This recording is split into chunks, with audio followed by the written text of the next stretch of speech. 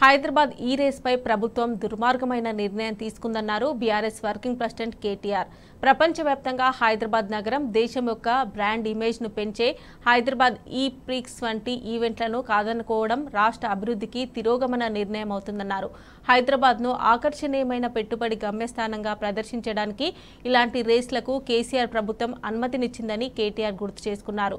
స్థిరమైన అభివృద్ధికి కేంద్రంగా రాష్ట్రాన్ని ప్రమోట్ చేశామని తెలిపారు. తెలంగాణ మొబిలిటీ వ్యాలీని ఏర్పాటు చేశామని కేటీఆర్ తెలిపారు. కానీ కాంగ్రెస్ ప్రభుత్వం హైదరాబాద్కు ఈ రేస్కు అనుమతినివ్వకపోవడం ఖచ్చితంగా తిరోగమన నిర్ణయమేనని కేటీఆర్ తేల్చి చెప్పారు.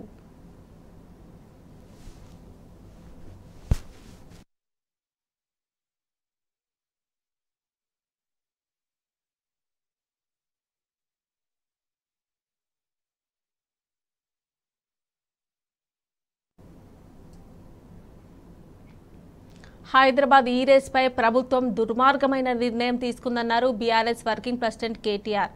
ప్రపంచవ్యాప్తంగా హైదరాబాద్ నగరం దేశం యొక్క బ్రాండ్ ఇమేజ్ను పెంచే హైదరాబాద్ ఈ ప్రిక్స్ వంటి ఈవెంట్లను కాదనుకోవడం రాష్ట్ర అభివృద్ధికి తిరోగమన నిర్ణయం అవుతుందన్నారు. హైదరాబాద్ను ఆకర్షణీయమైన పెట్టుబడి గమ్యస్థానంగా ప్రదర్శించడానికి ఇలాంటి రేస్లకు కేసీఆర్ ప్రభుత్వం అనుమతినిచ్చిందని కేటీఆర్ గుర్తు చేసుకున్నారు.